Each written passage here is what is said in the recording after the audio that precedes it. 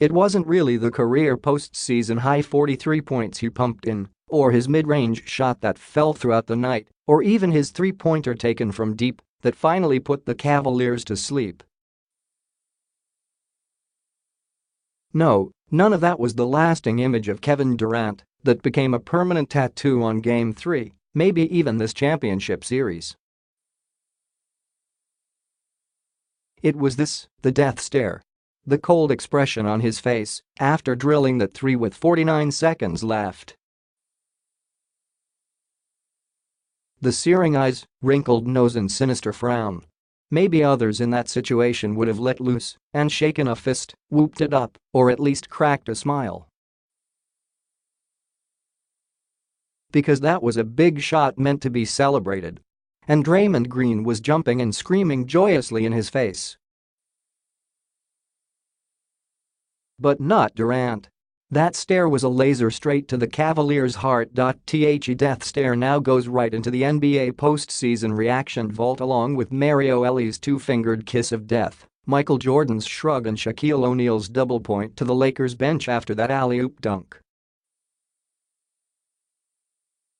All of those snap reactions signaled the end of a series, and although the 2018 NBA Finals still needs another Warriors win to make it official, the death stare felt like a silent scream that said, "That's a wrap." Durant says he was just playing it safe with his emotions, which made him the chillest guy on the court. "Don't get me wrong, every time I make a big shot in the NBA I get excited," he said. "I just internalize a little bit as I get older. I knew the game wasn't over. I've seen some crazy stuff happen in my years playing basketball, so anything can happen. I just try to wait until the buzzer goes off to even think about something else." Durant was solid on a night when the rest of the Warriors weren't. He outscored the other four starters combined.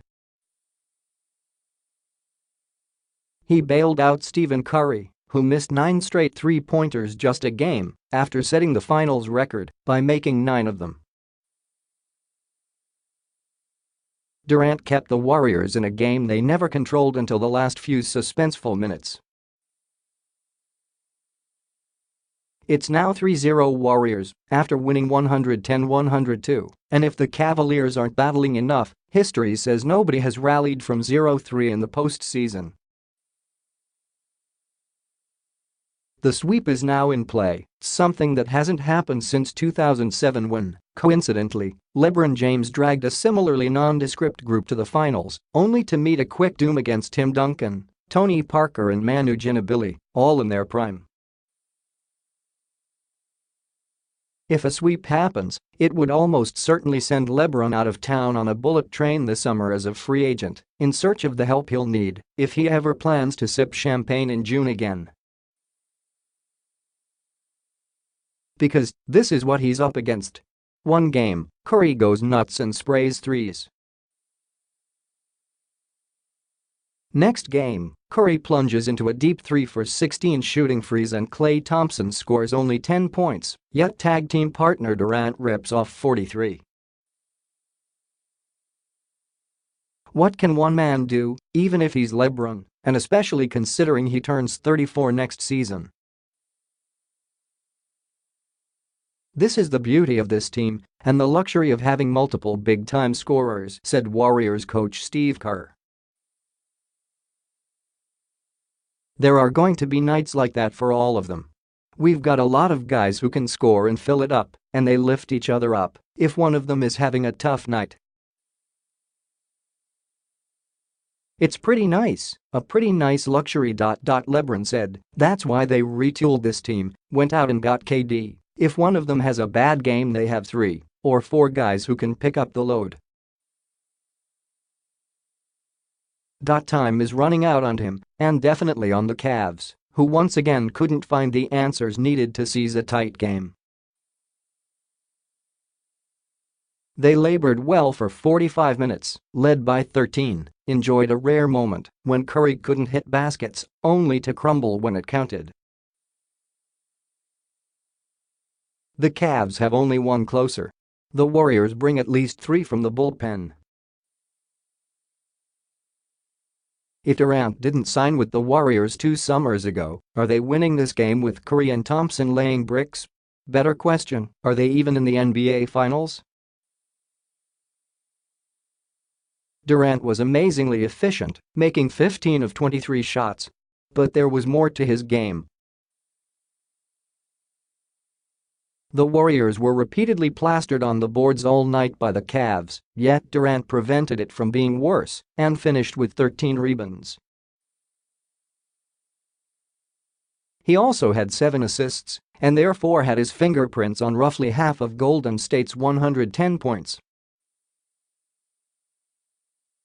He threw a rope to Andre Iguodala for a dunk during the frantic final 2 minutes. "That was amazing what he did out there," said Carr. "Some of those shots, I don't think anybody in the world can hit those but him." The three-pointer was taken from almost the exact spot on the floor, in the same building, in the same game, Game 3, as last year. That shot also put the Warriors up 3-0, and it is immortalized inside the Warriors training facility in Oakland. The play is depicted in a massive photographic blow-up plastered on a wall in the lobby that greets visitors as they step off the elevator. "The one he made tonight was about 4 or 5 feet behind what he made last year," said LeBron. "Last year he was up 2, tonight they're up 3. But you tip your hat. I mean, that's what he does. He's a scorer. He's an assassin, and that was one of those assassin plays right there." Durant is shooting 68% in the last 2 games, quite a contrast from the series opener when he seemed out of sorts. He had a few lapses in the Western Conference Finals as well, uncommon for a great scorer. Such is the bar for him, and it didn't rattle him. He just waited for his moment to place his stamp on this series, and it finally arrived. "We all feed off one another," said Curry. "Tonight was not my night. It was his night. For the last 2 years I've been playing alongside Kevin Durant, and he's an amazing talent, amazing player. When you have belief in yourself, the moment is never too big for you. Supreme self-confidence." The Cavs are running out of ideas and counter-punches and adjustments. LeBron scored 33 points but shot 3 for 7 in the fourth while showing signs of wear. He only has 1 day's rest before Game 4 and he'll drag a twisted ankle suffered early in Game 3. Kevin Love finished with 20, but only 5 after halftime. The Cavs received a 15-point boost from Rodney Hood, finally removed from the federal protection plan imposed by Coach Ty Lue. But they're still getting next to nothing from Kyle Korver, 0 points, and just morsels from everyone else. The last shred of an advantage for the Cavs was their home postseason dominance. That was just popped. Plus, Iguodala is back after missing 3 weeks, meaning the Warriors are whole again, and there's the matter of the 4 All-Stars standing in LeBron's way. "The margin for error is very low," admitted LeBron. "I mean, it's almost like playing against the Patriots. You can't have mistakes. They're not going to beat themselves.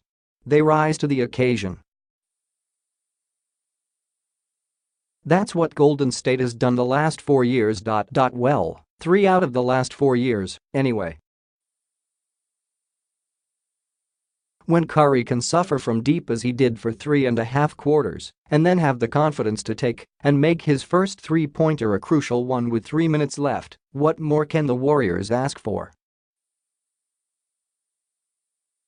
It's an embarrassment of riches when one player can grab pole position for Finals MVP, only to have one of his teammates snatch it away.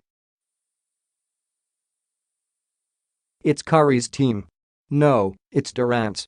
Back and forth. So the current flavor of the series is Durant because it was his turn. He was everything Wednesday, Thursday, PHL time, that the Warriors knew and hoped he'd be when he joined an already stacked team. He seized Game 3, delivered a career game, all things considered, and put the Cavaliers in an impossible situation. Durant is the reason why the Warriors are on the verge of winning their third title in 4 years, as good a run as any since Bill Russell's Celtics. But one of his teammates might be the player who eventually clinches it. And Kevin Durant will display more enjoyment for that moment than he did for his. He was so stone-faced that somebody had to yell and show some emotion, said Curry.